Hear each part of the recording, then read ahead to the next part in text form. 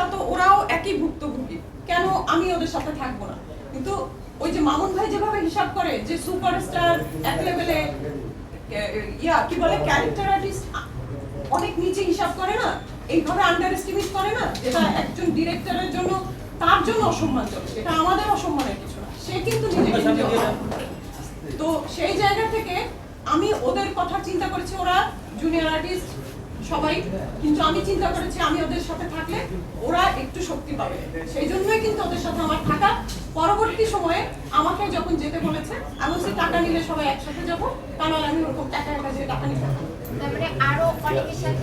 এবং আমি সেই স্ক্রিনশট গুলো ওরা যে টাকা পাবে, উনি তো বলেছে যে ডকুমেন্ট, অনেককে বলেছে, অনেক সাংবাদিককে বলেছে, আমি জানি না এখানে তারা আছেন কিনা, অনেক সাংবাদিককে বলেছেন যে তার কি ডকুমেন্ট আছে যে টাকা যে পাবে সে, আমি যে টাকা পাবো আমার কি ডকুমেন্ট আছে?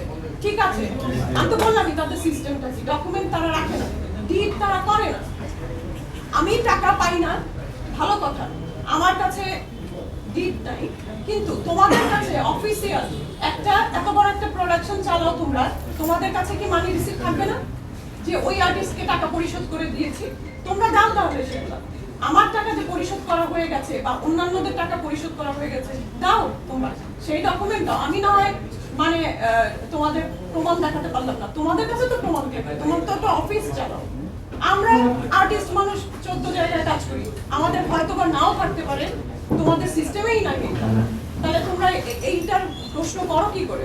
নিজেদের তো মানি রিসিপ্ট, একটা প্রোডাকশনের হিসাব থাকে না যে হচ্ছে অমুককে অত টাকা দিয়েছে, অমুককে অত টাকা দিয়েছে, কই সেটা সেটা দাও যে আমাদের সিগনেচার সহ তোমরা রেখেছো কোনো মানি রিসিপ্ট। এরকম অনেকের সাথে এবং যারা যারা টাকা পাবে, তখন চিন্তা করলাম যে যেহেতু আমাদের ওই ডকুমেন্ট নাই, সেহেতু কনভারসেশন গুলো তো আমাদের সাথে এত টাকা পাবো, এরকম বিভিন্ন ধরনের কনভারসেশন আছে। আপু আমার একটা প্রশ্ন এখানে, আপনার অনন্য মামুনের ফেসবুক পেজে সে একটা পোস্ট করেছে আপনার স্ক্রিনশট দিয়ে, সেখানে লেখা ছিল যে আপনার শুটিং ছিল 3 দিন, আপনি 3 দিন শুটিং করবেন, 3 দিন শুটিং করে আপনাকে চলে আসতে বলা হয়েছে, কিন্তু আপনি নাকি তাকে বলেছেন যে আমি আপনাদের পুরো টিমটার সাথে থাকি। আচ্ছা, শেখার জন্য। হ্যাঁ, প্রথমে যে প্রশ্নটা করেছেন শুনেন, মানে এটা আমি খুবই ছোট একজন আর্টিস্ট, খুবই ছোট আর্টিস্ট, ঠিক আছে, কিন্তু আজকে বলবো অনেক ডিরেক্টরের সাথে কাজ করার অভিজ্ঞতা হয়েছে। তার আগে আমি 11 সাল থেকে 16 সাল পর্যন্ত 14টা চ্যানেলে উপস্থাপনা করেছি। এখানে যদি কোনো টিভির ভাইরা থাকে হয়তো বা জানবেন খুব ভালো করে। তো একাধিক প্রোগ্রাম করেছি 14টা চ্যানেলে। তারপরে আমি অভিনয় শুরু করেছি, ভালো ভালো ডিরেক্টরদের সাথে কাজ করেছি। আমি রায়হান রাফির সাথে কাজ করে অনন্য মামুনের সাথে কাজ করতে গেছি। আমি আশরাফ শিশিরের সাথে কাজ করে অনন্য মামুনের সাথে কাজ করে গেছি।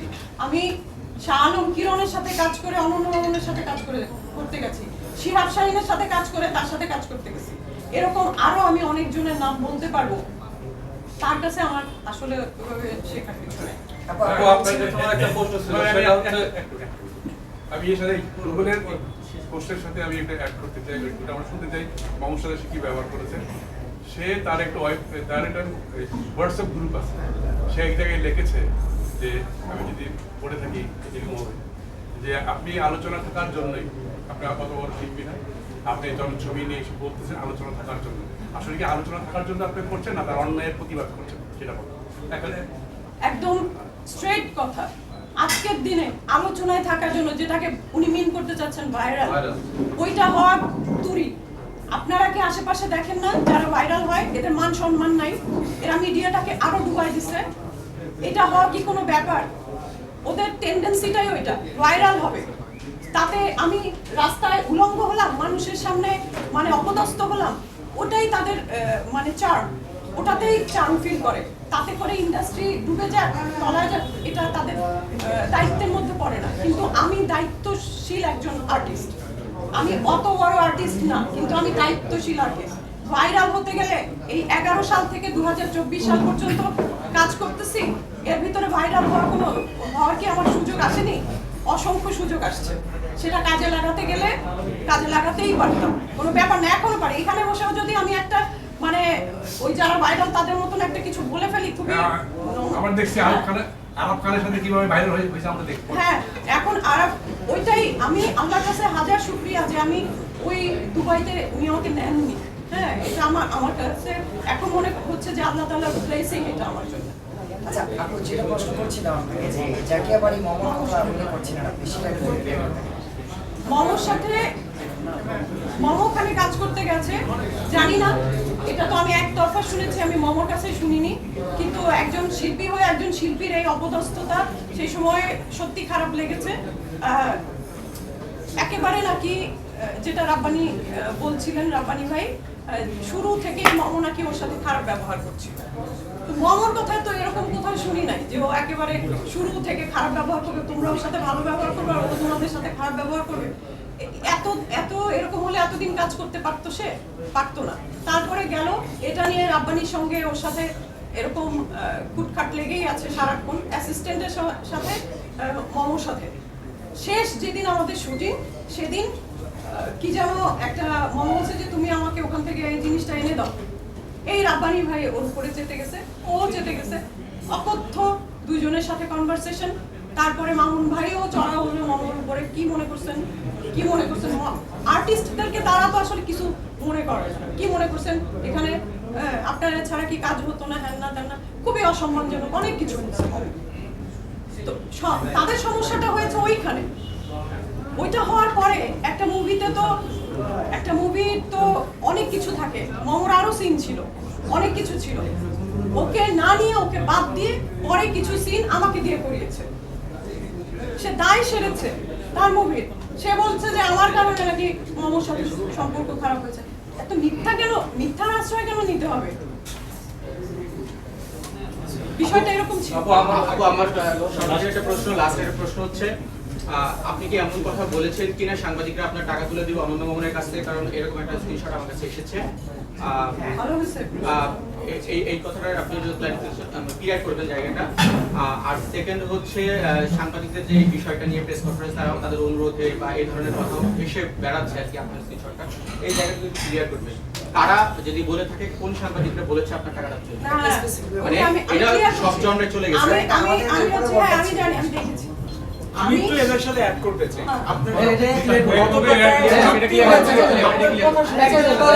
আমি তো বলছি কত টাকা চুক্তি হয়েছিল অভিনয়ের জন্য এবং কত টাকা আপনি পেয়েছেন, মানে অভিনয়ের জন্য রেমুনারেশন ছিল সেটা আলাদা বিষয়। আমি ওনার প্রশ্নটা একটু সেটা হচ্ছে যে আপনারা এখানে সবাই জানেন, এখান থেকে অনেকেই আছেন যে মানে আমার ইন্টারভিউ নেওয়ার জন্য আগ্রহ প্রকাশ করেছিলেন। আর আরেকটা প্রশ্ন আমার আছে, সেটা হচ্ছে প্রিন্ট মিডিয়া বলি, ইউটিউব বলি বা টেলিভিশন চ্যানেল বলি, আমি কি উইলিংলি কাউকে ফোন দিয়ে অভিযোগ করেছি নিজে থেকে একা ফোন দিয়ে যে আমি ফোন দিয়েছি আপনাদের কাউকে? আগে এরকম কেউ আছেন যে আমাকে একটুখানি, তাহলে সে বলবেন যে আপু আপনি তো আমাকে ফোন দিয়েছিলেন, এরকম একজন একটু বলবেন যে আমি উইলিংলি ফোন দিয়ে অনন্য মামুনের নামে কমপ্লেন করেছি, অভিযোগ করেছি। যে এই অভিযোগটা উনি সব জায়গায় করছেন যে আমি নাকি আগের থেকেই ফোন দিয়ে, বরং উনি যেটা অনেকগুলো নিউজ হয়ে গেছে, আমি আমার ওয়ালেও শেয়ার দেইনি। আজকের কাগজের একজন আমাকে ফোন দিয়েছিলেন, উনি আমাকে বলেছিলেন আপু অনেক তো নিউজ হয়ে গেছে। আমি মনে করেছি কি, আমি ওনাকে আসলে ভেবেছি যে হয়তো আমার কাছ থেকে কথা বের করার জন্য উনি নিউজের কথাটা বলছেন। আমি তখন জানিও না যে এতগুলো নিউজ হয়ে গেছে।